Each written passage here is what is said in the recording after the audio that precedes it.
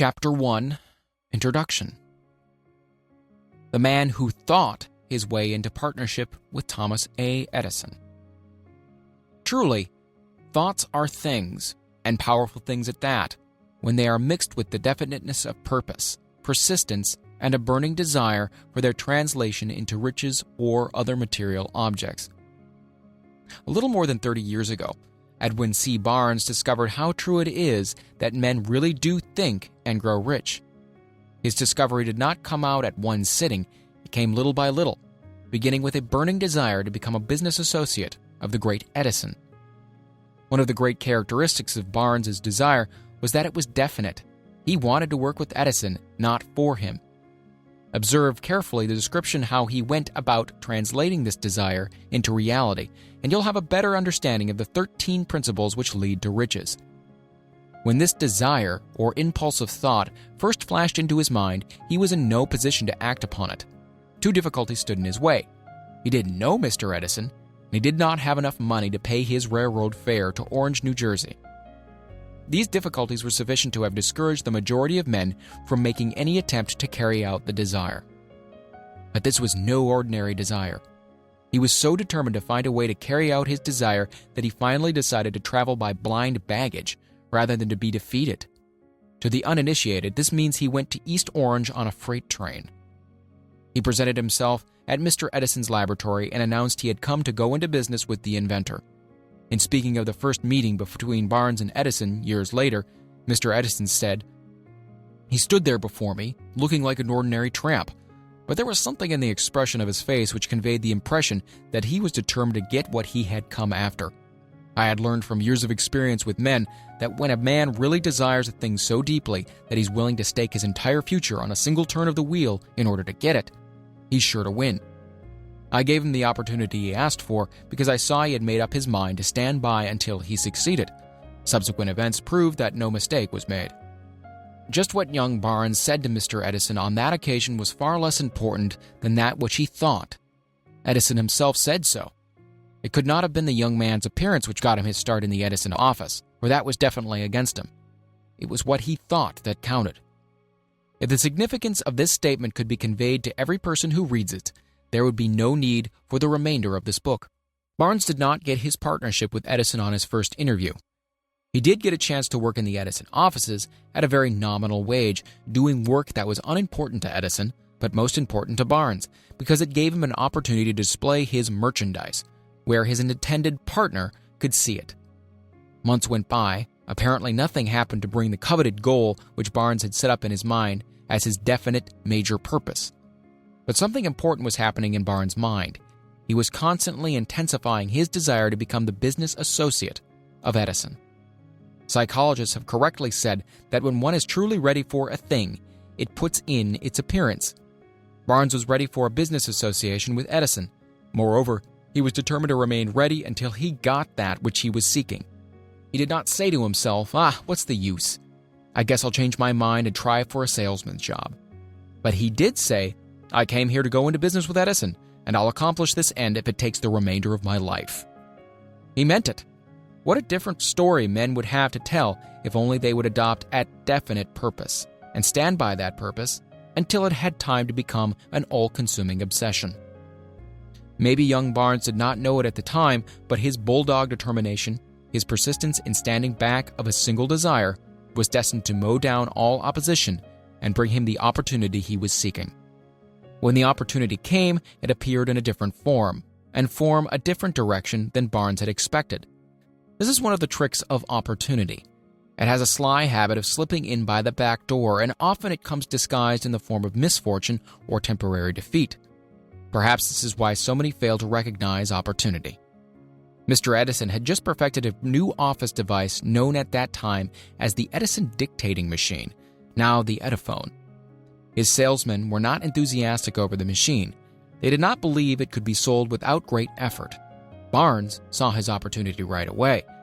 It had crawled in quietly, hidden in a queer-looking machine which interested no one but Barnes and the inventor. Barnes knew he could sell the Edison dictating machine. He suggested this to Edison and promptly got his chance. He did sell the machine. In fact, he sold it so successfully that Edison gave him a contract to distribute and market it all over the nation.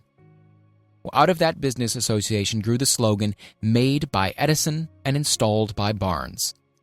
The business alliance has been in operation for more than 30 years. Out of it, Barnes has made himself rich in money, but he has done something infinitely greater. He has proved that one really may think and grow rich. How much actual cash and original desire of Barnes has been worth to him, I have no way of knowing. Perhaps it has brought him $2 or $3 million, but the amount, whatever it is, becomes insignificant when compared with the greater asset he acquired in the form of definite knowledge that an intangible impulse of thought can be transmuted into its physical counterpart by the application of known principles. Barnes literally thought himself into a partnership with the great Edison. He thought himself into a fortune. He had nothing to start with except the capacity to know what he wanted and the determination to stand by that desire until he realized it. He had no money to begin with. He had but little education. He had no influence. But he did have initiative, faith, and the will to win. With these intangible forces, he made himself number one man with the greatest inventor who has ever lived. Now, let us look at a different situation and study a man who had plenty of tangible evidence of riches but lost it because he stopped 3 feet short of the goal he was seeking. 3 feet from gold. One of the most common causes of failure is the habit of quitting when one is overtaken by temporary defeat. Every person is guilty of this mistake at one time or another. An uncle of R.U. Darby was caught by the gold fever in the gold rush days and went west to dig and grow rich. He had never heard that more gold had been mined from the brains of men than has ever been taken from earth. He staked a claim and went to work with pick and shovel. The going was hard, but his lust for gold was definite. After weeks of labor, he was rewarded by the discovery of the shining ore. He needed machinery to bring that ore to the surface. Quietly, he covered up the mine, retraced his footsteps to his home in Williamsburg, Maryland, told his relatives and a few neighbors of the strike, and they got together money for the needed machinery to have it shipped. The uncle and Darby went back to work the mine. The first car of ore was mined and shipped to a smelter. The returns proved they had one of the richest mines in Colorado. A few more cars of that ore would clear the debts. Then would come the big killing in profits. Down went the drills. Up went the hopes of Darby and Uncle. Then something happened. The vein of gold ore disappeared. They had come to the end of the rainbow, and the pot of gold was no longer there. They drilled on, desperately trying to pick up the vein again, all to no avail. Finally, they decided to quit. They sold the machinery to a junk man for a few $100s and took the train back home. Some junk men are dumb, but not this one. He called in a mining engineer to look at the mine and do a little calculating. The engineer advised that the project had failed because the owners were not familiar with fault lines. His calculation showed that the vein would be found just 3 feet from where the Darbys had stopped drilling. This is exactly where it was found. The junk man took millions of dollars in ore from the mine because he knew enough to seek expert counsel before giving up. Most of the money which went into the machinery was procured through the efforts of R.U. Darby, who was then a very young man. The money came from his relatives and neighbors because of their faith in him. He paid back every dollar of it, although he was years in doing so. Long afterward, Mr. Darby recouped his loss many times over when he made the discovery that desire can be transmuted into gold. The discovery came after he went into the business of selling life insurance. Remembering that he lost a huge fortune because he stopped 3 feet from gold, Darby profited by the experience in his chosen work by the simple method of saying to himself, "I stopped 3 feet from gold, but I'll never stop because men say no when I ask them to buy insurance." Darby is one of a small group of fewer than 50 men who sell more than $1 million in life insurance annually. He owes his stickability to the lesson he learned from his quitability in the gold mining business. Before success comes in any man's life, he is sure to meet with much temporary defeat and perhaps some failure. When defeat overtakes a man, the easiest and most logical thing to do is to quit. That is exactly what the majority of men do. More than 500 of the most successful men this country has ever known told the author their greatest success came just one step beyond the point at which defeat had overtaken them. Failure is a trickster with a keen sense of irony and cunning. It takes great delight in tripping one when success is almost within reach. A 50-cent lesson in persistence. Shortly after Mr. Darby received his degree from the University of Hard Knocks and had decided to profit by his experience in the gold mining business, he had the good fortune to be present on an occasion that proved to him that no does not necessarily mean no. One afternoon, he was helping his uncle grind wheat in an old-fashioned mill. The uncle operated a large farm on which a number of colored sharecrop farmers lived. Quietly, the door was opened, and a small colored child, the daughter of a tenant, walked in and took her place near the door. The uncle looked up, saw the child, and barked at her roughly. "What do you want?" Meekly the child replied, "My mammy said send her 50 cents. "I'll not do it," the uncle retorted. "Now you run on home." "Yes, sir," the child replied. But she did not move. The uncle went ahead with his work, so busily engaged that he did not pay enough attention to the child to observe that she did not leave. When he looked up and saw her still standing there, he yelled at her, "I told you to go home. Now go, or I'll take a switch to you." The little girl said, "Yes, sir," but she did not budge an inch.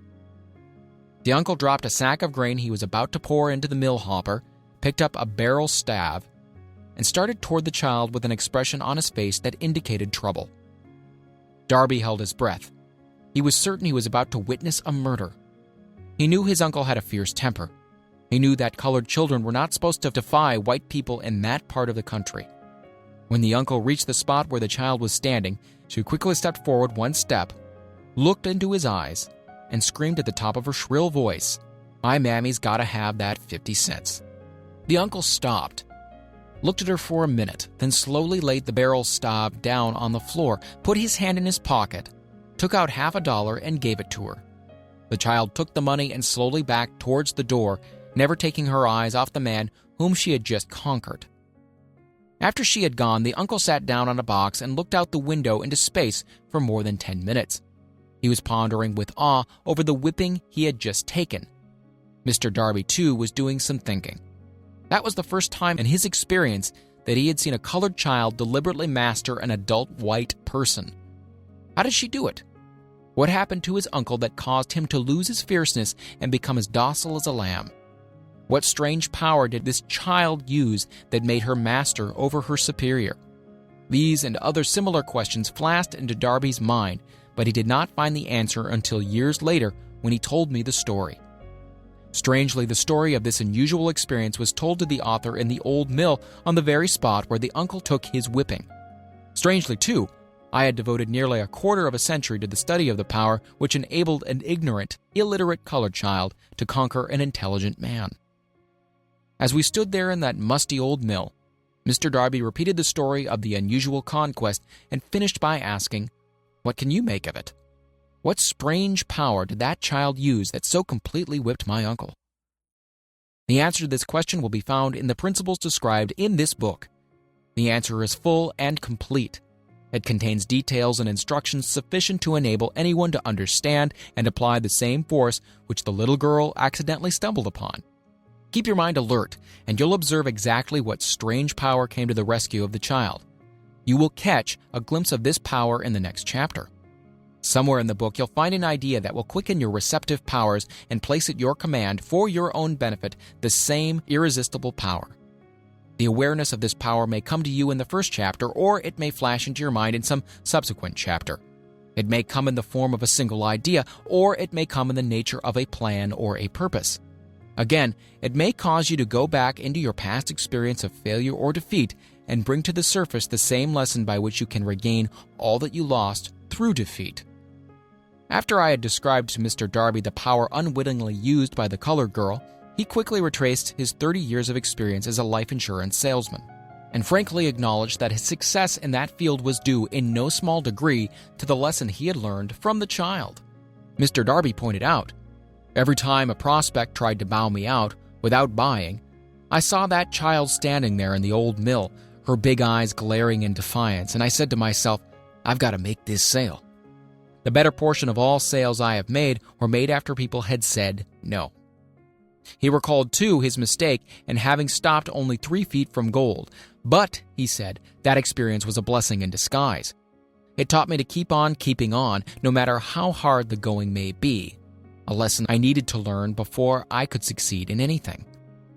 This story of Mr. Darby and his uncle, the colored girl and the gold mine, doubtless will be read by hundreds of men who make their living by selling life insurance. And to all of these, the author wishes to offer the suggestion that Darby owes to these two experiences his ability to sell more than $1 million of life insurance every year. Life is strange and often imponderable. Both the successes and failures have their roots in simple experiences. Mr. Darby's experiences were commonplace and simple enough, yet they held the answer to his destiny in life. Therefore, they were as important to him as life itself. He profited by these two dramatic experiences because he analyzed them and found the lesson they taught. But what of the man who has neither the time nor the inclination to study failure in search of knowledge that may lead to success? Where and how is he to learn the art of converting defeat into stepping stones to opportunity? In answer to these questions, this book was written. The answer called for a description of 13 principles, but remember as you read, the answer you may be seeking to the questions which have caused you to ponder over the strangeness of life may be found in your own mind through some idea, plan, or purpose which may spring into your mind as you read. One sound idea is all one needs to achieve success. The principles described in this book contain the best and the most practical of all that is known concerning ways and means of creating useful ideas. Before we may go any further in our approach to the description of these principles, we believe you are entitled to receive this important suggestion. When riches begin to come, they come so quickly in such great abundance that one wonders where they have been hiding during all those lean years. This is an astounding statement, and all the more so when we take into consideration the popular belief that riches come only to those who work hard and long. When you begin to think and grow rich, you will observe that riches begin with a state of mind, with definiteness of purpose, with little or no hard work. You and every other person ought to be interested in knowing how to acquire that state of mind which will attract riches. I spent 25 years in research analyzing more than 25,000 people because I too wanted to know how wealthy men became that way. Without that research, this book could not have been written. Here take notice of a very significant truth, viz. The business depression started in 1929 and continued on to an all-time record of destruction until sometime after President Roosevelt entered office. Then the depression began to fade into nothingness. Just as an electrician in a theater raises the light so gradually that darkness is transmuted into light before you realize it, so did the spell of fear in the minds of the people gradually fade away and become faith. Observe very closely as soon as you master the principles of this philosophy and begin to follow the instructions for applying those principles. Your financial status will begin to improve, and everything you touch will begin to transmute itself into an asset for your benefit. Impossible? Not at all. One of the main weaknesses of mankind is the average man's familiarity with the word impossible. He knows all the rules which will not work. He knows all the things which cannot be done. This book was written for those who seek the rules which have made others successful and are willing to stake everything on those rules. A great many years ago, I purchased a fine dictionary. The first thing I did with it was to turn the word impossible and neatly clip it out of the book. That would not be an unwise thing for you to do. Success comes to those who become success conscious. Failure comes to those who indifferently allow themselves to become failure conscious.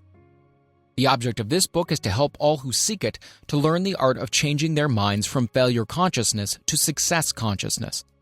Another weakness found in altogether too many people is the habit of measuring everything and everyone by their own impressions and beliefs. Some who will read this will believe that no one can think and grow rich. They cannot think in terms of riches because their thought habits have been steeped in poverty, want, misery, failure, and defeat. These unfortunate people remind me of a prominent Chinese person who came to America to be educated in American ways. He attended the University of Chicago.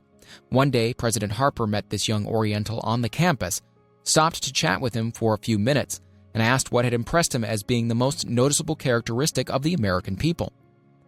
"Why," this Chinese man exclaimed, "the queer slant of your eyes. Your eyes are off slant." What do we say about the Chinese? We refuse to believe that which we do not understand. We foolishly believe that our own limitations are the proper measure of all limitations. Sure, the other fellow's mans are off slant because they are not the same as our own. Millions of people look at the achievements of Henry Ford after he had arrived and envy him because of his good fortune, or luck, or genius, or whatever it is they credit for Ford's fortune. Perhaps one person in every 100,000 knows the secret of Ford's success, and those who do know are too modest or too reluctant to speak of it because of its simplicity. A single transaction will illustrate the secret perfectly. A few years back, Ford decided to produce his now famous V8 motor. He chose to build an engine with the entire 8 cylinders cast in one block and instructed his engineers to produce a design for the engine. The design was placed on paper, but the engineers agreed to a man that it was simply impossible to cast an 8-cylinder gas engine block in one piece. Ford said, "Produce it anyway." "But," they replied, "it's impossible." "Go ahead," Ford commanded, "and stay on the job until you succeed, no matter how much time is required." The engineers went ahead. There was nothing else for them to do, if they were to remain on Ford's staff, that is. 6 months went by, nothing happened. Another 6 months passed, and still nothing happened. The engineers tried every conceivable plan to carry out the orders, but the thing seemed out of the question. Impossible. At the end of the year, Ford checked with his engineers, and again they informed him that they had found no way to carry out his orders. "Go right ahead," said Ford. "I want it, and I'll have it." They went ahead, and then, as if by a stroke of magic, the secret was discovered. The Ford determination had won once more. This story may not be described with minute accuracy, but the sum and substance of it is correct. You who wish to think and grow rich, the secret of the Ford millions, if you can. You will not have to look very far. Henry Ford is a success because he understands and applies the principles of success. One of these is desire, knowing what one wants. Remember this Ford story as you read and pick out the lines in which the secret of this stupendous achievement have been described. If you can do this, if you can lay your finger on the particular group of principles which made Ford rich, you can equal his achievements in almost any calling for which you're suited. You are the master of your fate, the captain of your soul, because... When Henry wrote the prophetic lines, "I am the master of my fate, I am the captain of my soul," he should have informed us that we are the masters of our fate, the captains of our souls, because we have the power to control our thoughts. He should have told us that the ether in which these little earths float, in which we move and have our being, is a form of energy moving at an inconceivably high rate of vibration, and that the ether is filled with a form of universal power which adapts itself to the nature of the thoughts we hold in our minds, and influences us in natural ways to transmute our thoughts into their physical equivalent. If the poet had told us of this great truth, we would know why it is that we are the masters of our fate, the captains of our souls. He should have told us, with great emphasis, that this power makes no attempt to discriminate between destructive thoughts and constructive thoughts, that it will urge us to translate into physical reality thoughts of poverty just as quickly as it will influence us to act upon thoughts of riches. He should have told us, too, that our brains become magnetized with the dominating thoughts which we hold in our minds, and by means with which no man is familiar, these magnets attract to us the forces, the people, the circumstances of life which harmonize with the nature of our dominating thoughts. He should have told us that before we can accumulate riches in great abundance, we must magnetize our minds with intense desire for riches, that we must become money-conscious until the desire for money drives us to create definite plans for acquiring it. But, being a poet and not a philosopher, Henley contented himself by stating a great truth in poetic form, leaving those who followed him to interpret the philosophical meaning of his lines. Little by little, the truth has unfolded itself until it now appears certain that the principles described in this book hold the secret of mastery over our economic fate. We are now ready to examine the first of these principles. Maintain a spirit of open-mindedness, and remember as you read, they are the invention of no one man. The principles were gathered from the life experiences of more than 500 men who were actually accumulating riches in huge amounts, men who began in poverty and with but little education or influence. The principles worked for these men. You can put them to work for your own enduring benefit. You'll find it easy, not hard to do. Before you read the next chapter, I want you to know that it conveys factual information which might easily change your entire financial destiny, as it has so definitely brought changes of stupendous proportions to two people described. I want you to know also that the relationship between these men and myself is such that I could have taken no liberties with the facts, even if I had wished to do so. One of them has been my closest personal friend for almost 25 years, and the other is my own son. The unusual success of these two men, success which they generously accredit to the principle described in the next chapter, more than justifies this personal reference as a mean of emphasizing the far-flung power of this principle. Almost 15 years ago, I delivered the commencement address at Salem College in Salem, West Virginia.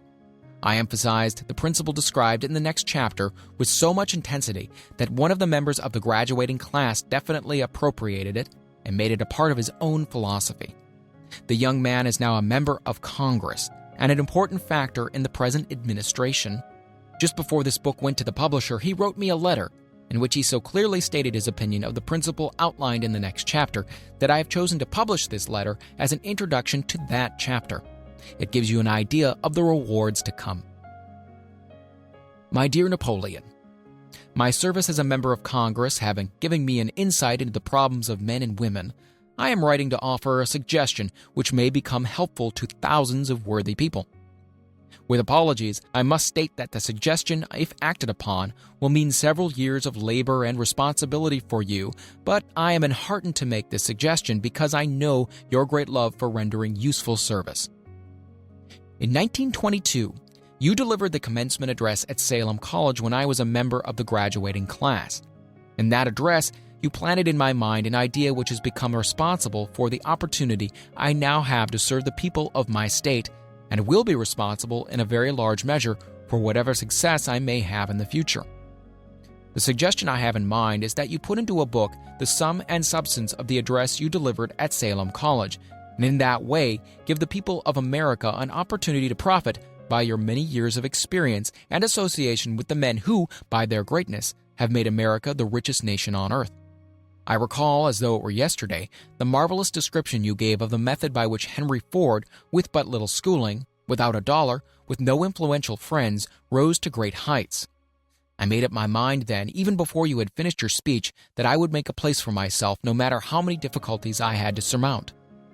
Thousands of young people will finish their schooling this year and within the next few years. Every one of them will be seeking just such a message of practical encouragement as the one I received from you.